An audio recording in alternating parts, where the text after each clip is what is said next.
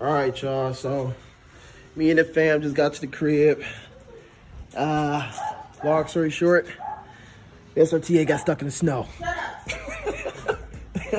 We just made it to the crib, and we almost didn't make it. Y'all out there with muscle cars, and y'all live in areas where it's snow, I truly recommend not driving that boy in the snow. Because when I tell you, I was like, hey, a hockey puck on ice?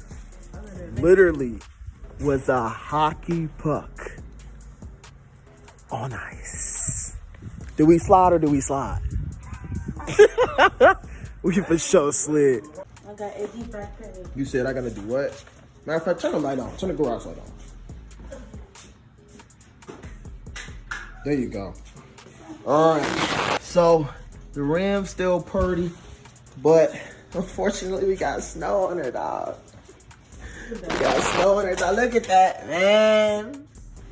We got snow on it. I can't even see my license plate, dog. I can't even see my license plate, bro. I can't see my license plate. Oh, this is tough. Won't happen again. This in the garage for the entire winter. It's over. So y'all only getting videos on the Impalas from here on to the summertime. Spider-Man out. My nigga, it's cold.